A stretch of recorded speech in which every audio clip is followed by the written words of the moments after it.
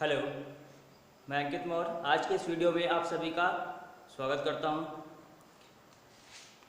पिछले जो वीडियो थे वो इंट्रोडक्शन क्लास पर थे, जहां पर आपने लैंग्वेज से लेकर के प्रोवर्ब तक जानकारी प्राप्त की। नेक्स्ट जो आपका टॉपिक है, आज का जो वीडियो है वो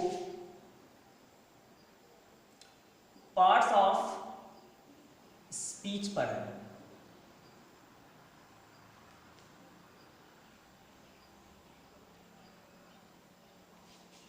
पार्ट्स ऑफ स्पीच।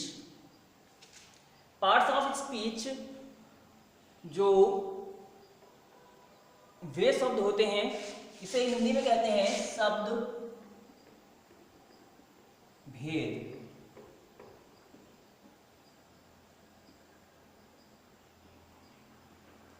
शब्द भेद, पार्ट्स ऑफ स्पीच। ठीक है, अब ये पार्ट्स ऑफ स्पीच होते क्या हैं? पार्ट्स ऑफ स्पीच वे शब्द होते हैं जो किसी वाक्य में जो भी शब्द प्रयोग किए जाते हैं। जैसे कोई वाक्य दिया हुआ है, Mohan is playing cricket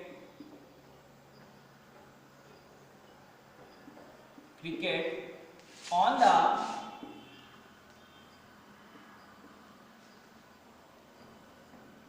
ground। जैसे ये सेंटेंस है, ये आपका सेंटेंस है। सेंटेंस क्या है? Mohan is playing cricket on the ground. ठीक है, अब ये पार्ट्स ऑफ स्पीच क्या है वो इस वाक्य में से समझिए। पार्ट्स ऑफ स्पीच वे शब्द होते हैं जो किसी वाक्य में, पूरा एक वाक्य है, जो किसी वाक्य में जो शब्द प्रयोग किए जाते हैं, वाक्य में जो शब्द प्रयोग किए जाते हैं उनके कार्य के बारे में बताता है। पार्ट्स ऑफ स्पीच का काम क्या है कि वाक्य जो भी वाक्य है, उस वाक्य में जो शब्द प्रयोग किए गए हैं उन शब्दों का वाक्य में क्या काम है, किस लिए इनका प्रयोग हुआ है, क्यों प्रयोग हुआ है, तो वो बताना किसका काम है? पार्ट्स ऑफ स्पीच का शब्द भेद, यानी शब्दों के भेद को, यानी अलग अलग प्रकार से शब्दों को बताया जाएगा कि कौन सा शब्द इस वाक्य में किस रूप में प्रयोग किया गया है, किस कार्य के लिए प्रयोग हुआ है। ठीक है ना? जैसे Mohan is playing cricket on the ground, इस वाक्य में जितने भी शब्द प्रयोग हुए हैं उन शब्दों का, सभी शब्दों का, कितने शब्द हैं लीजिए, 1 2 3 4 5 6 7, जितने भी शब्द प्रयोग हुए, जैसे इस वाक्य में सात शब्द हैं। अब इन 7 शब्दों के बारे में आपको जानकारी प्राप्त होगी पार्ट्स ऑफ स्पीच के द्वारा कि ये जो 7 शब्द इस वाक्य में प्रयोग हुए वो किस लिए प्रयोग हुए, किस कार्य के लिए, किसको बताने के लिए प्रयोग हुए हैं। ठीक है ना? तो इन शब्दों का इस वाक्य में काम क्या है वो बताया क्या? Parts of speech. देखिए इस वाक्य में मोहन जो है वो क्या है, यहां पर मोहन एज अ नाउन प्रयोग हुआ है। ठीक है ना? यानी ये मोहन क्या है? नाउन है। ठीक, इज क्या है? इज एक वर्ब है। वर्ब में क्या है वो आपको डिटेल में बाद में पता चल जाएगा। प्लेइंग, तो प्लेइंग यहां पर क्या है? ये भी एक वर्ब है। ठीक, इसके बाद क्रिकेट, क्रिकेट क्या है? ये एक नाउन है। ठीक, ऑन, ऑन क्या है? ऑन एक प्रीपोजिशन है। ठीक, द क्या है? द एक आर्टिकल है। आर्टिकल होते क्या हैं? सभी आर्टिकल एडजेक्टिव होते हैं। ठीक है ना, इसमें थोड़ा सा कंफ्यूजन होती है, वो अभी दूर कर रहा हूँ। आर्टिकल यानी एडजेक्टिव, और ये ग्राउंड क्या है, ये एक नाउन। ठीक है, तो यहाँ पर ये 7 शब्द थे, सातों शब्दों को हमने अलग अलग डिफाइन किया कि इस वाक्य में इनका काम क्या है। ठीक है, यानी ये किस रूप में प्रयोग हुए हैं। तो मोहन किस रूप में है, noun, is as a verb, playing as a verb, cricket as a noun, on as a preposition, the as a adjective यानी आर्टिकल, और ग्राउंड एज अ नाउन। तो ये सभी शब्द जो प्रयोग हुए हैं, इन सभी शब्दों का कुछ ना कुछ यहाँ पर काम है, और उस काम को करने के लिए पार्ट्स ऑफ स्पीच बताया गया कि इस वाक्य में इनका क्या रोल अदा होगा। ठीक है, तो ये है आपके पार्ट्स ऑफ स्पीच, यानी पार्ट्स ऑफ स्पीच किन्हें कहते हैं। अब पार्ट्स ऑफ स्पीच होते कितने हैं, इसमें भी थोड़ा सा अपवाद है। कुछ किताबों में 9 पार्ट्स ऑफ स्पीच दिए होते हैं, और रियल में कितने होते हैं, रियल में आपके पार्ट्स ऑफ स्पीच जो होते हैं वो सिर्फ 8 होते हैं। कौन कौन से पार्ट्स ऑफ स्पीच हैं 8? नंबर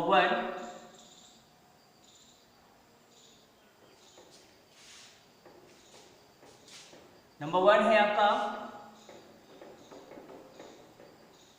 नाउन, नंबर 2 है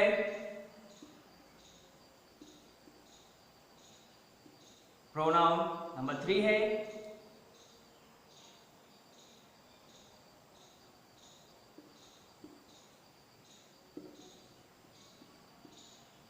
एडजेक्टिव, नंबर 4 है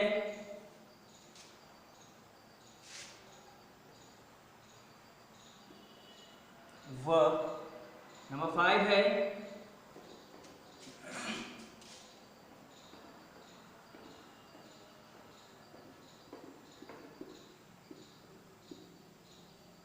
प्रीपोजिशन, नंबर 6 है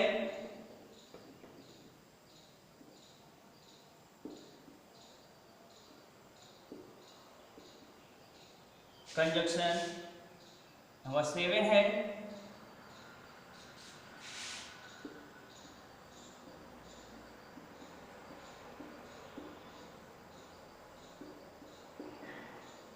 इंटरजेक्शन, और नंबर 8 एंड लास्ट है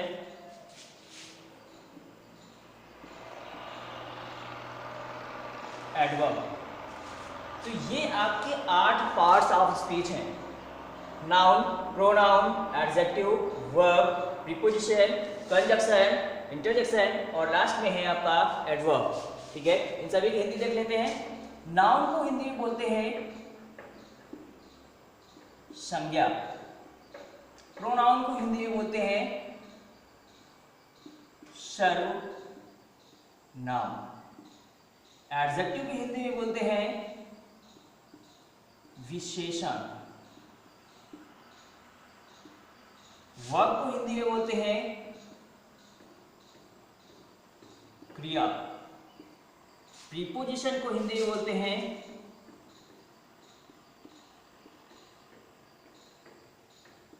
संबंध सूचक अव्यय,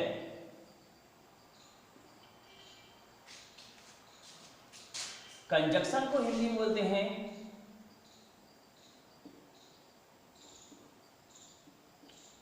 संयोजक, इंटरजेक्शन हिंदी में बोलते हैं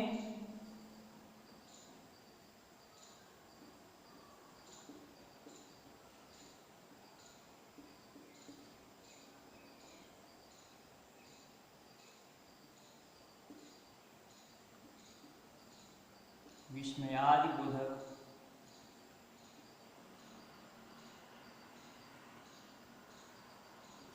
अव्यय। एडवर्ब को हिंदी में बोलते हैं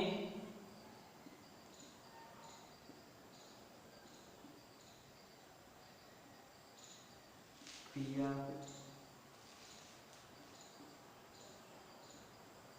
विशेषण, तो ये आपके 8 पार्ट्स ऑफ स्पीच हैं। नाउन यानी संज्ञा, प्रोनाउन यानी सर्वनाम, एडजेक्टिव विशेषण, वर्ब यानी क्रिया, प्रीपोजिशन संबंध सूचक अव्यय, कंजक्शन यानी संयोजक, इंटरजेक्शन यानी विस्मयादिबोधक अव्यय और एडवर्ब यानी क्रिया विशेषण। ठीक है, कुछ लोग या कुछ किताबों में 9वां पार्ट ऑफ स्पीच दिया होता है और उसे माना गया है आर्टिकल को 9वां पार्ट ऑफ स्पीच माना गया है, लेकिन वास्तव में ये गलत है। पार्ट्स ऑफ स्पीच आपके 8 ही होते हैं। क्यों आर्टिकल पार्ट्स ऑफ स्पीच आपका क्यों नहीं हो सकता? 8 के बाद 9वां ये पार्ट्स ऑफ स्पीच क्यों नहीं है? उसके पीछे एक रीजन है। क्यों? क्योंकि आर्टिकल जो होते हैं वो कौन कौन से हैं? ए, एंड और द, यानी डिफाइनाइट आर्टिकल, ये है आपका डिफाइनाइट आर्टिकल और ये इनडिफाइनाइट। ठीक है ना, 2 प्रकार के आर्टिकल्स होते हैं, उनमें ये 3 मिलाकर के आपके सभी 3 आर्टिकल्स हो जाते हैं। तो ये जो आर्टिकल्स हैं, ये आर्टिकल होते क्या हैं? आर्टिकल होते हैं डिटर्मिनर। आर्टिकल क्या होते हैं? डिटर्मिनर। ठीक है ना, ये सभी आर्टिकल डिटर्मिनर होते हैं और डिटर्मिनर जितने भी डिटर्मिनर्स होते हैं वो सभी डिटर्मिनर्स आपके एडजेक्टिव होते हैं।